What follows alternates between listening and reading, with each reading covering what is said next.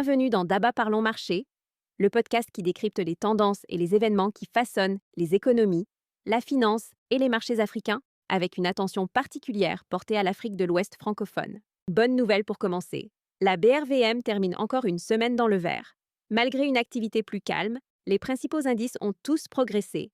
C'est important parce que la hausse ne repose pas uniquement sur une seule valeur. Le BRVM Composite a gagné 0,59% pour terminer à 485,48 points. Le BRVM 30 a progressé de 0,50% à 230 et 1,22 points. Le BRVM Prestige a gagné 0,49%, tandis que le BRVM principal a signé la meilleure performance, avec une hausse de 0,72%. Pour l'investisseur, le message est simple. La tendance reste constructive, mais pas euphorique. Le marché avance progressivement, ce qui favorise la sélection de titres plutôt qu'un achat généralisé. Le volume d'actions échangées a chuté de 42,12% à un peu plus de 6 122 000 titres. La valeur totale des transactions a reculé de 9,15% à environ 8,42 100 000 francs CFA. Mais la semaine comptait moins de séances de cotation en raison de la fête nationale en Côte d'Ivoire.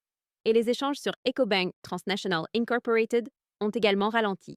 Malgré cela, la capitalisation du marché actions a progressé de 0,58% à plus de 18 700 milliards de francs CFA. Sonatel Sénégal est resté la valeur la plus échangée, avec près de 2 926 200 000 francs CFA de transactions. Passons au top stock. Sicor Côte d'Ivoire a pris la première place avec une hausse de 10,70% à 7 085 francs CFA. Attention toutefois, le titre est peu liquide. Cela signifie que quelques ordres peuvent provoquer de grands mouvements de prix. Citab Côte d'Ivoire arrive ensuite avec une progression de 7,67% à 24 980 francs CFA. BOA Côte d'Ivoire complète le podium avec une hausse de 7,26% à 11 600 francs CFA. La profondeur du marché reste équilibrée. 22 actions ont progressé, 22 ont reculé et 3 sont restées inchangées. Autrement dit, la hausse des indices ne signifie pas que tout le marché monte. Du côté des baisses, NICD a reculé de 7,24% après plusieurs semaines de forte progression. Africa Global Logistics a perdu 5,95% après des résultats annuels moins favorables. Et Total Côte d'Ivoire a baissé de 5,71%. Après une forte hausse, les prises de bénéfices peuvent rapidement changer la dynamique d'un titre.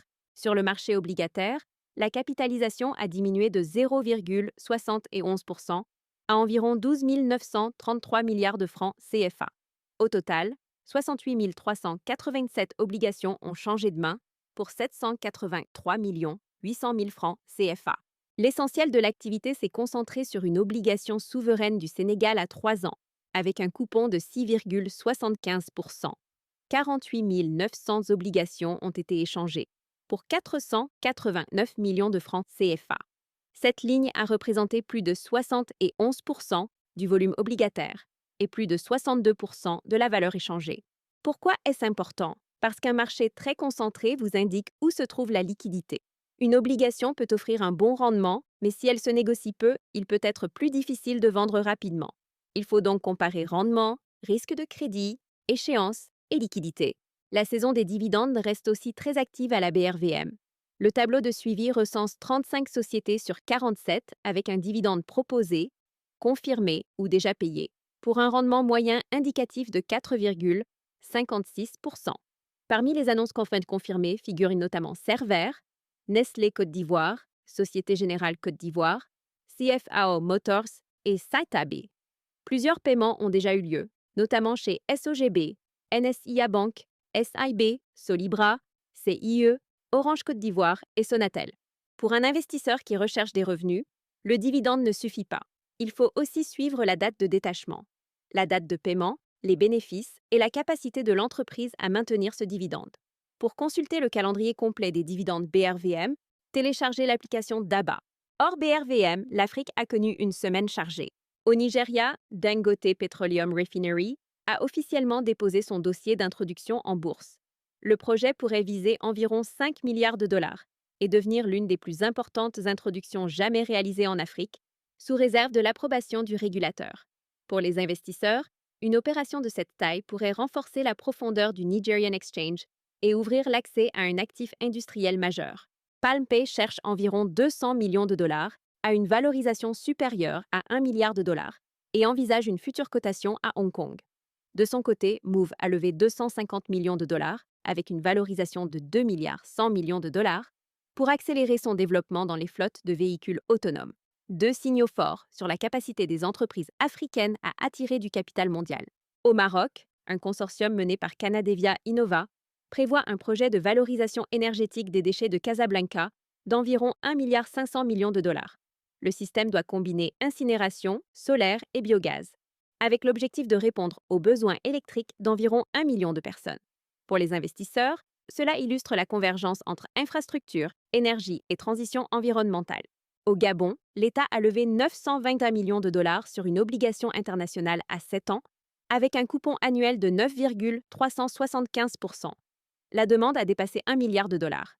Le pays conserve donc un accès au marché, mais à un coût élevé et avec davantage de dettes en dollars. Enfin, la Guinée a indiqué qu'elle conserverait le franc guinéen au lieu d'adopter immédiatement l'ECO. Pour les investisseurs, le sujet touche directement à la politique monétaire. Une monnaie commune peut faciliter le commerce, mais réduit aussi l'autonomie sur les taux d'intérêt et le taux de change. Et pour la semaine prochaine, le rapport d'opportunité couvrant la période du 10 au 14 août met en avant certains profils dans les banques, les services financiers et les télécommunications, tout en appelant à plus de prudence sur quelques valorisations devenues tendues. Côté obligations, plusieurs lignes souveraines et institutionnelles présentent également des rendements à échéance intéressants. Les noms précis des actions, les niveaux d'entrée et les objectifs restent réservés aux abonnés d'ABA Pro. Avec DABA Pro, vous recevez chaque semaine des recommandations, des analyses détaillées, des données exclusives et des frais réduits pour investir. Vous ne suivez pas simplement les marchés, vous les devancez. Et pour renforcer vos bases, découvrez DABA Academy. La formation vous aide à mieux comprendre la BRVM, les actions, les obligations, les dividendes et l'analyse des investissements. En ce moment, utilisez le code podcast lors de votre inscription et bénéficiez de 3 000 francs CFA de réduction. C'était votre bilan hebdomadaire avec Parlons Marché, le podcast signé DABA Finance. La BRVM reste orientée à la hausse, les opportunités existent, mais la sélection et la discipline restent essentielles. À très vite. Restez curieux, restez investis.